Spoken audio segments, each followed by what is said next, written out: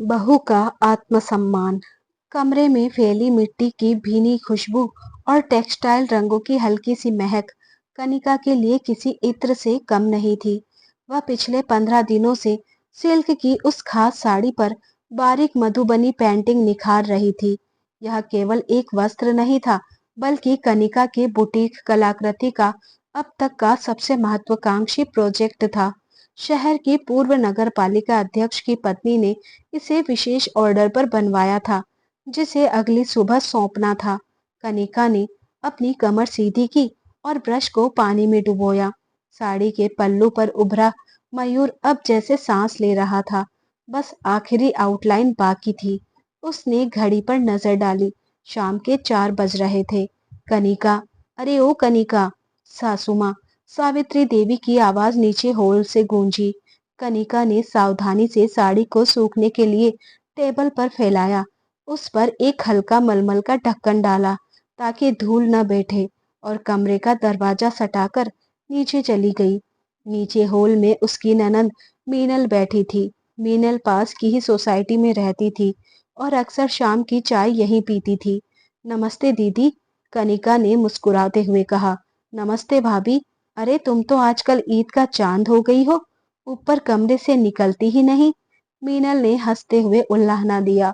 वो दीदी, कुछ कस्टमर ऑर्डर्स पेंडिंग थे, बस उसी में उलझी हूँ। कनिका ने सफाई दी और रसोई की तरफ मुड़ गई चाय बनाने के लिए।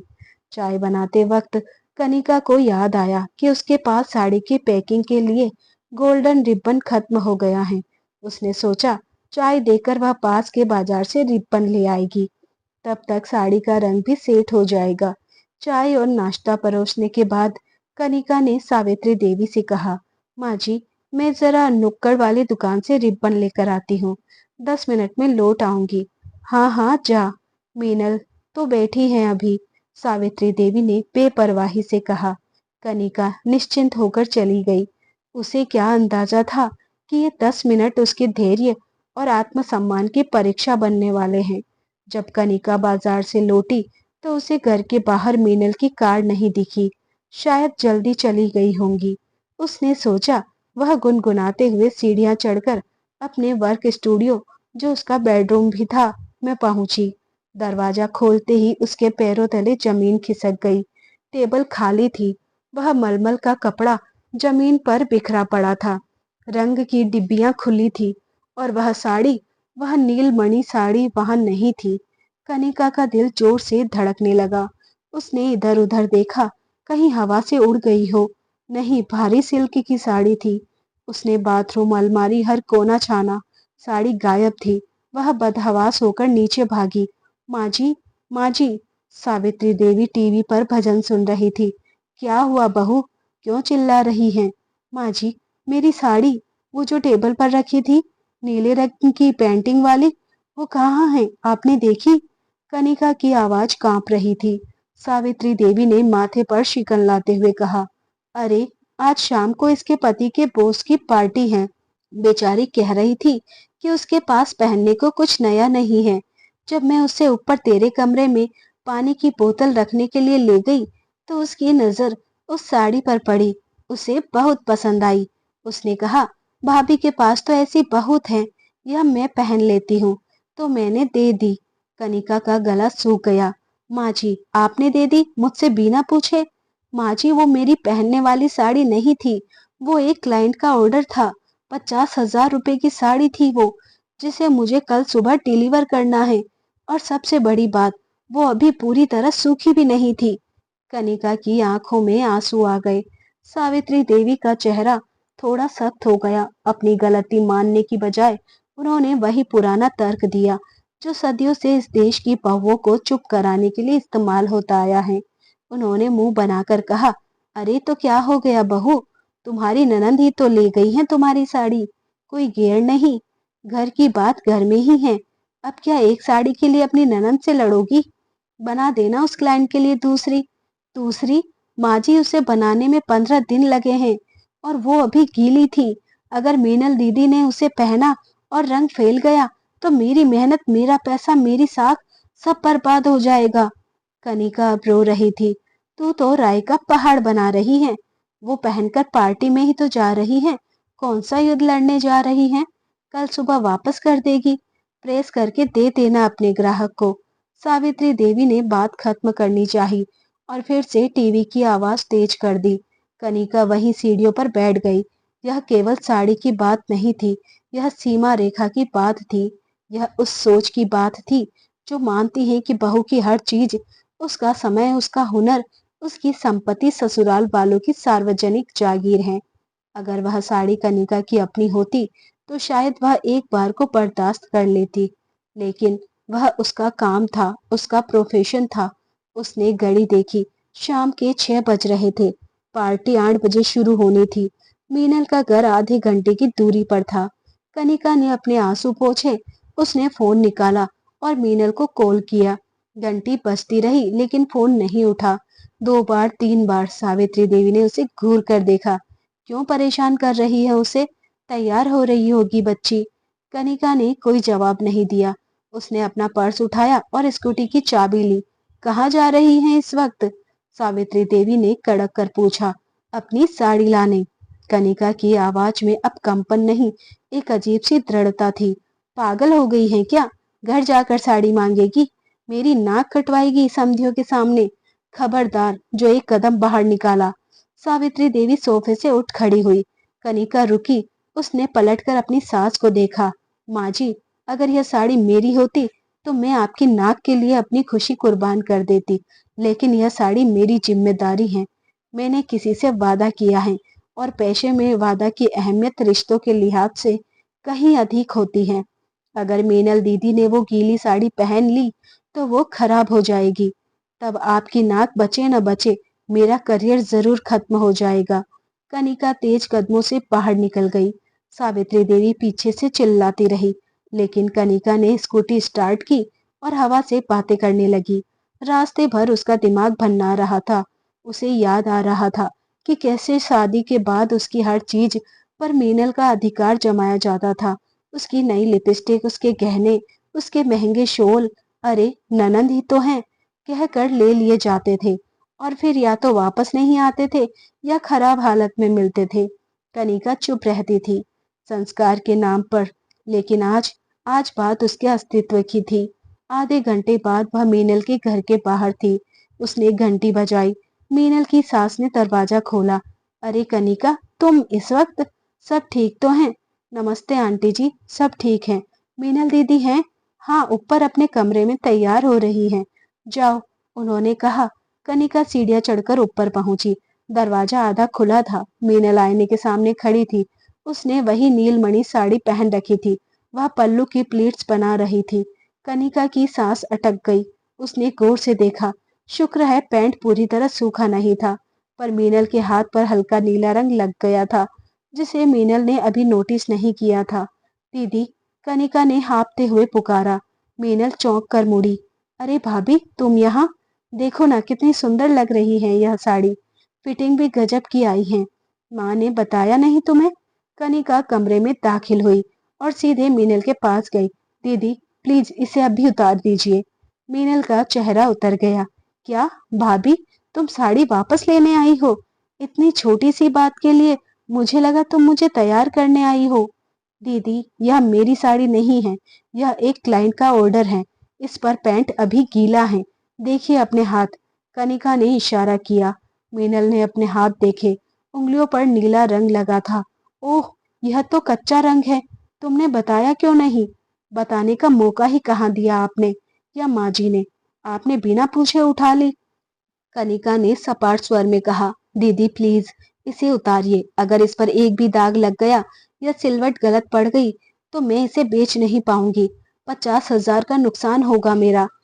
मीनल ने मुंह फुला लिया। तो क्या हुआ, 50,000 मैं दे दूंगी। अब मैं इसे पहन चुकी हूँ। अब मैं इसे नहीं उतारूंगी। मेरे पास और कोई मैचिंग ड्रेस नहीं है और भैया से कह दूंगी, वो तुम्हें पैसे दे देंगे। कनिका को विश्वास नहीं हुआ। दीदी, बात पैसों की नहीं है, यह एक आर्ट पीस है जो किसी और की अमानत है। क्या आप किसी और की अमानत पहनकर पार्टी में शान दिखाएंगी? और भैया क्यों पैसे देंगे? मेरी मेहनत की कीमत आप भैया की जेब से क्यों लगाएंगी? मीनल गुस्से में आ गई। भाभी, तुम बहुत रूड हो रही हो। एक साड़ी के लिए घर पर तमाशा करने आ गई। ठीक है, ले जाओ अपनी साड़ी।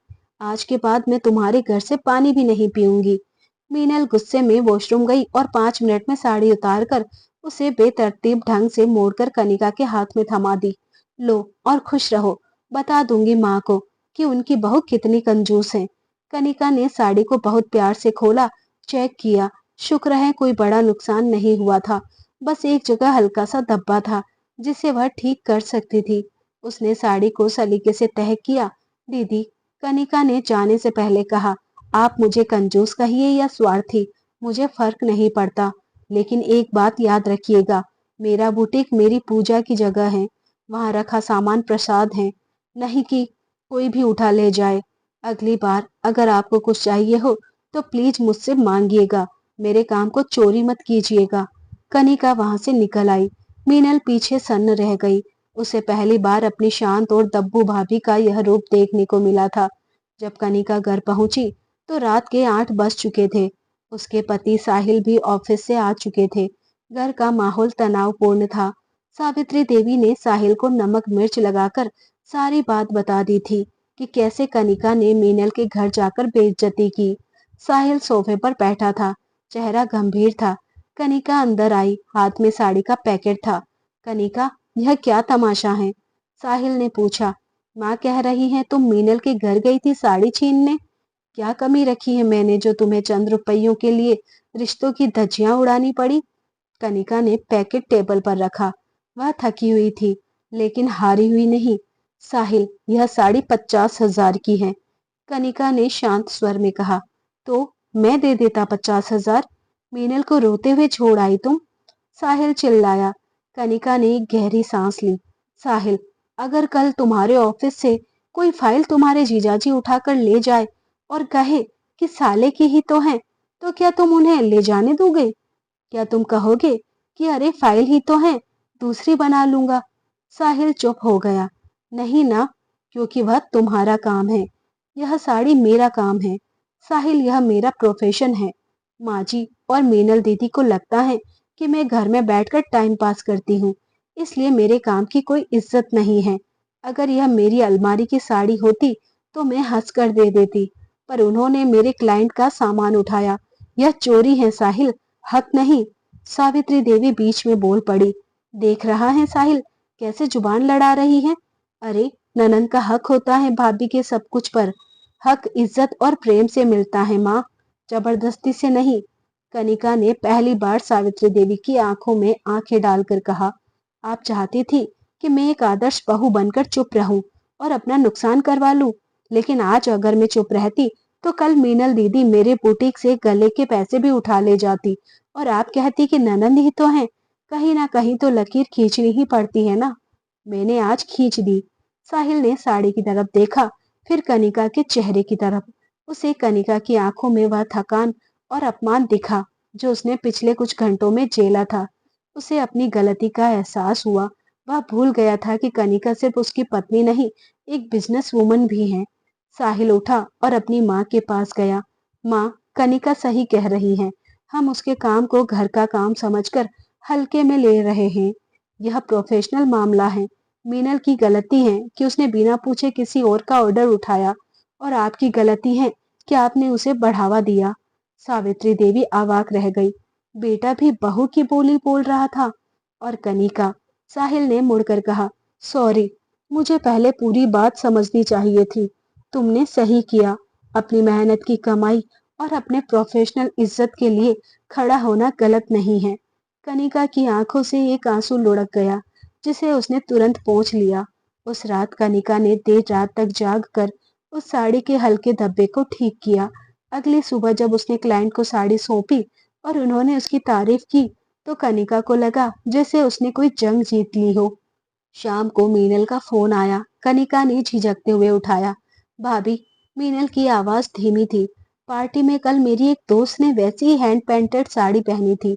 सब उसकी बहुत तारीफ कर रहे थे। उसने बताया कि वो कितनी महंगी और नाजुक होती हैं। मुझे मुझे एहसास हुआ कि मैंने कल बचपना किया था। I am sorry. कनिका मुस्कुरा दी। कोई बात नहीं दीदी, अगली बार आपको चाहिए हो तो बता दीजिएगा, मैं आपके लिए अलग से डिजाइन कर दूंगी। बस ऑर्डर वाली अलमारी को हाथ मत लगाइएगा।